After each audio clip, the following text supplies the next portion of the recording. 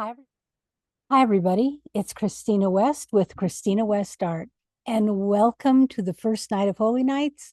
This is my first online presentation for the Holy Nights. I have been offering Olaf since 2019 and working with Olaf Asteson, the Dream Song initiation journey since 2011 for an art and dream retreat. And there's a lot of information that I have up at KristinaWestArt.com, and you can take a look at it there and also listen to the podcasts. Is a dream song, an oral tradition that's been passed down for centuries. A clergyman named Lonstad in Norway one deep winter's night heard it, and this began to circulate in Europe, this story, this dream song, this poem, this initiation journey. And Rudolf Steiner heard about it, the great Christian mystic and clairvoyant seer. And he has a lot to say about Olaf. He says that Olaf is a initiation journey. Much of it's been lost, much of the original poem, but it looks like it was also used in death rituals to be read to the dead, or in other ritual practices for the dead. And it's wonderful because Olaf falls asleep December 24th and he sleeps till January 6th. And during that time, he has experiences. He is in what's called dreamless sleep. He's gone over the threshold.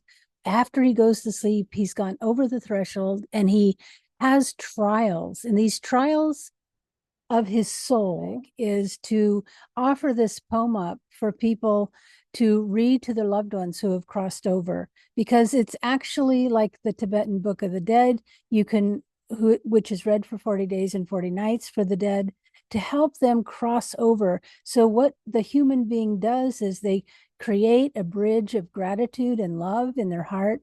And that is a bridge from our etheric and astral into the spiritual worlds. So the dead can see or read our pictures that we form of this dream song, this poem. So I'll be posting the poem, and also the class is very immersive. It's very dense. It's open if you want to take the class.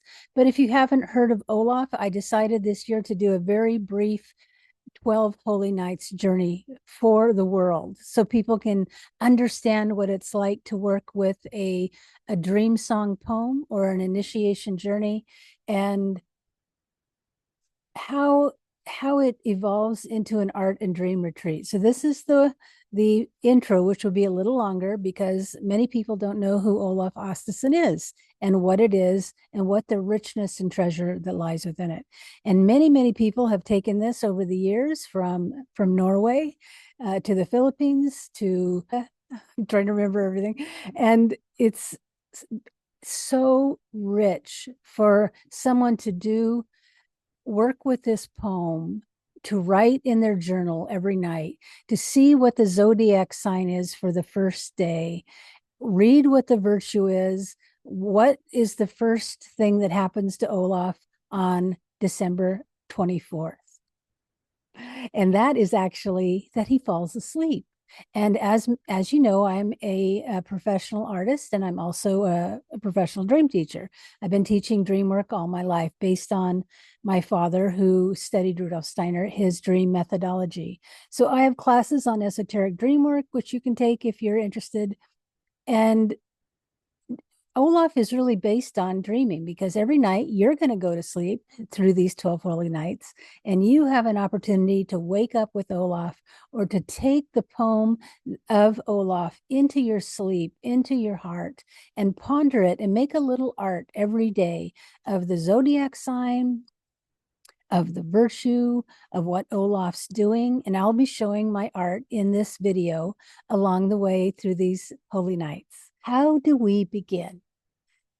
I have written many different classes on the beginnings of a journey, and we have wonderful archetypes about how do we begin a journey.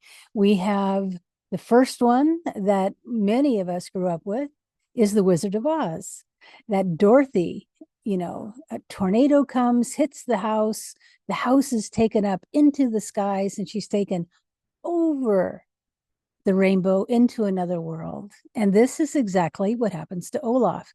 It's the same kind of initiation journey. And as Dorothy opens the door and it goes from black and white to color, that is the transition. And it's such a beautiful, heartfelt transition of a spiritual being entering the spiritual world consciously. And Olaf has another imagination. Olaf has to cross a bridge, but we're not there yet. It'd be really good if you had some paper and some markers or watercolors, and you want to make art every night. You could do a little sketch, 10, 15, 20 minutes, and make a little sketch. And what I have done over the years is I actually cut up watercolor paper, and I've used acrylic and oil and watercolor and pencils and chalk and oil pastels. Pretty much did everything. And I make a book out of it. So at the end of the 12 days, I have a book of my journal writing, because you can write on the watercolor paper as well. And you have a picture of the consciousness of where you were at December 24th, December 25th, December 26th, and so on. And the secret within Holy Nights is that every single day is a month of the year ahead.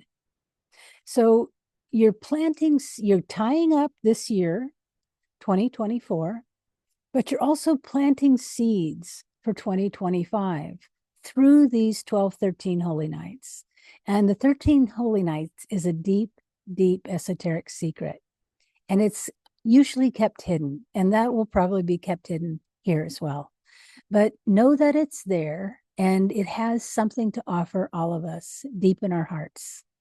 So let's begin with Olaf Asteson. So in shamanic cultures, what Olaf is doing, falling asleep on the 24th of December and sleeping through the Holy Nights, is he's going on a far journey. Olaf falls asleep December 24th. And this is actually called a far journey in shamanism.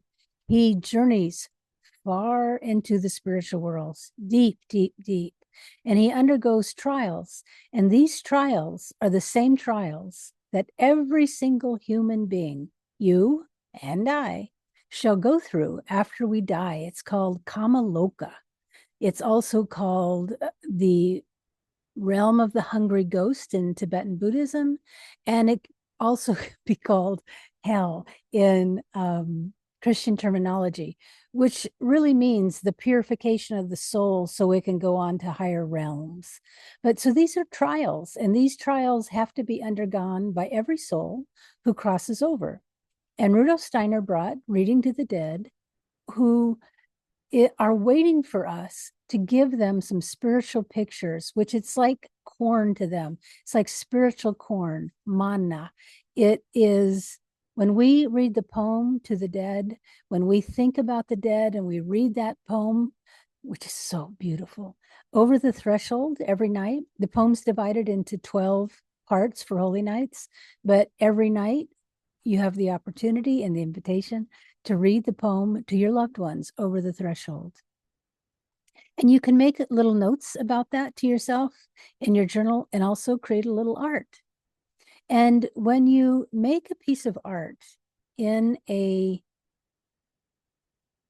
shamanic or esoteric or spiritual practice, it brings it out of the heart, out of the body, down into the limbs, which is the will, and onto a piece of paper. So it really helps bring it into form, into earth,